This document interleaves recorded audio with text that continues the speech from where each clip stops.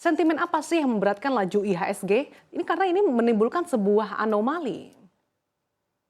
Iya, kalau kita cermatin untuk ESG memang, di Desember kemarin itu terjadi outflow yang kita lihat cukup besar ya, yang nilainya lebih dari 19 triliun. Jadi kalau kita lihat, makanya di Desember kemarin tidak terjadi window dressing ya, karena indeks kita justru koreksi 3,2%-an. Dan kalau kita lihat memang, outflow asing ini masih berlanjut di Januari dan ini yang sebenarnya, ikut menekan, kenapa indeks kita, di pekan awal ini justru tidak, menunjukkan tanda-tanda penguatan. Menurut catatan kami hingga hari ini itu, IHSG sudah koreksi lebih dari 2% gitu ya, walaupun memang kalau kita lihat hari ini, itu regional kita bisa bilang masih masih sangat positif. Kami rasa lebih, tekanan, investor asing yang melakukan penjualan. Oke, artinya memang lebih dikarenakan outflow yang masih berlanjut dari Desember kemarin. Tapi apakah Anda melihat outflow ini masih berlanjut, utamanya pada bulan depan seiring dengan rilis kebijakan moneter The Fed, Pak Wisnu?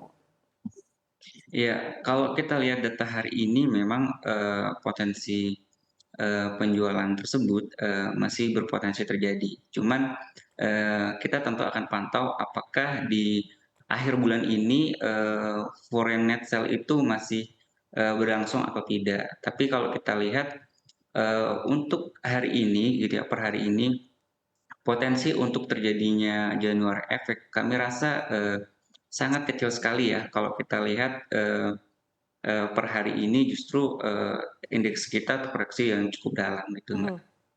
Oke, saya akan ke Pak Rudianto. Dengan potensi January effect yang tadi Mas Wisnu katakan sangat kecil, seperti apa sih Anda melihat performa IHSG pada hari ini yang mencatatkan kinerja terburuk di Asia dengan pelemahan 2% di saat bursa Asia kompak menguat? Apakah Anda melihat level 6.600 ini IHSG sudah mencapai bottom atau justru masih bisa berpotensi terkoreksi lebih dalam? Kalau kita memprediksikan pergerakan IHSG dalam waktu dekat, memang menurut saya cukup sulit ya, karena kan hari-harian bisa berubah dengan cepat.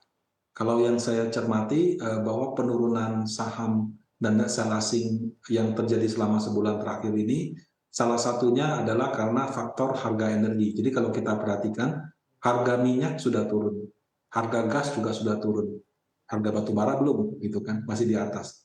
Tapi ada persepsi ataupun proyeksi gitu ya, mungkin dari investor asing, bahwa kalau harga minyak dan harga gas sudah turun, maka cuma soal waktu harga batu bara ikut turun. Nah, Indonesia kan selama ini dipersepsikan sebagai negara penghasil komoditas, di mana batu bara itu salah satu ekspor yang utamanya gitu.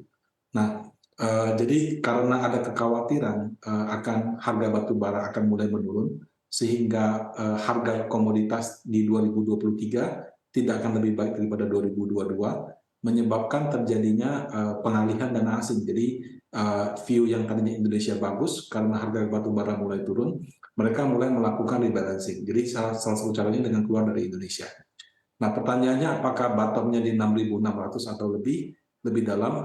Terus terang saya tidak tahu. Kita amatin saja karena sentimen positif daripada Indonesia itu mungkin baru datang di sekitar bulan Februari, terutama ketika laporan keuangan perbankan sudah Mhm. mulai publish. Biasanya perbankan lebih cepat. Jadi dia mungkin di akhir Februari dan di awal Maret sudah yang lain-lain.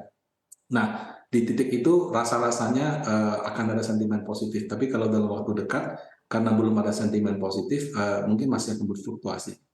Oke, ke depannya IHSG masih akan bergerak berfluktuasi. Saya akan kembali ke Pak Wisnu. Pak Wisnu, kalau kita lihat dalam sepekan terakhir, net sell asing mencapai 1,33 triliun, sementara dalam sebulan sudah mencapai 11 triliun. Sebetulnya kemana sih aliran dana ini keluar begitu? Apakah ada terjadi rebalancing portofolio seiring investor yang masih wait and see, atau justru karena sebetulnya pasar saham ataupun pasar keuangan kita ini kurang menarik atau kurang atraktif di mata investor karena melihat inflasi yang di Indonesia meskipun melandai tapi dinilai lebih tinggi dibandingkan dengan inflasi yang ada di negara-negara Asia Tenggara.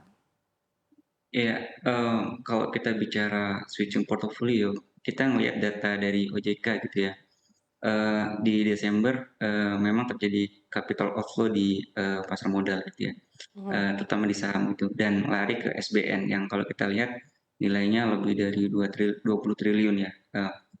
Walaupun kalau kita bicara year to date sepanjang 2022 itu di SBN terjadi outflow lebih dari 100 triliun, tapi berbanding terbalik di pasar modal yang justru terjadi net foreign buy lebih dari 60 triliun. Jadi kalau kita lihat memang untuk short term kami rasa di equity market itu banyak investor yang cenderung menghindari dulu ya, karena kita lihat eskalasi benar, saya juga sepakat seperti yang diutarakan Pak Rudianto tadi bahwa potensi pelemahan harga batubara ini dalam waktu dekat berpotensi terjadi gitu ya.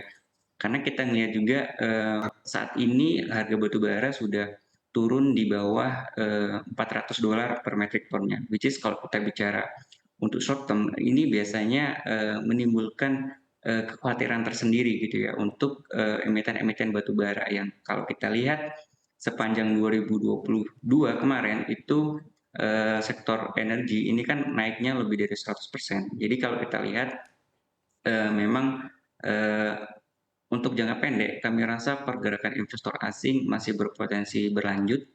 Larinya kemana untuk jangka panjang kami rasa belum begitu tahu. Tapi kita lihat saja seiring perkembangan yang terjadi. Kami rasa Ya. itu, Mbak. Oke, saya akan minta tanggapannya ke Pak Rudianto. Apakah Anda melihat terjadi switching portofolio seiring dengan net sell yang masih terus berlanjut dalam sebulan terakhir 11 triliun? Dan sebetulnya seberapa atraktif sih pasar saham dan juga pasar keuangan Indonesia dibandingkan dengan negara-negara peersnya, Pak Rudi? Kalau kita melihat harga energi turun, berarti kan itu juga tanda-tanda inflasi akan turun lebih cepat. Karena kalau harga energi turun, diharapkan harga BBM kan yang pertama sudah turun kemarin kan. Nah, itu akan mempercepat penurunan level inflasi, tidak hanya di Indonesia tapi juga di negara lain, sehingga inflasi yang lebih rendah diharapkan akan membuat kenaikan suku bunga The Fed menjadi semakin terbatas. Paling cuma naik 1-2 kali lagi, bahkan bukan tidak mungkin di semester 2 turun. Nah, kalau misalkan skenario semester 2 suku bunga US bisa turun, maka obligasi atau reksadana pendapatan tetap itu memang menjadi sangat menarik. Nah, kalau dibilang switching portfolio, apakah dari saham pindah ke obligasi atau sebaliknya, terus terang saya tidak memiliki datanya. Cuma menurut saya sih kalau investor saham ya saham aja. Dia bukan tipe investor yang kalau saham bagus pindah ke saham, obligasi bagus pindah ke obligasi. Jadi mungkin aja dia antara saham dengan cash atau saham Indonesia dengan saham negara lain gitu. Tapi kalau dia pindah, kayaknya saya melihat ini agak jarang ya. Nah, kenapa ada net buy yang banyak di obligasi seperti dikemukakan Pak Wisnu tadi? Memang orang punya outlook harga batu bara akan turun, tapi banyak juga investor asing yang juga punya outlook inflasi akan turun dan bukan tidak mungkin suku bunga akan turun. Jadi itu yang menyebabkan inflow yang cukup besar di obligasi. Makanya untuk tahun 2023 portfolio untuk diversifikasi itu penting. Perlu ada di reksadana yang berbasis saham, juga perlu ada di reksadana yang berbasis obligasi.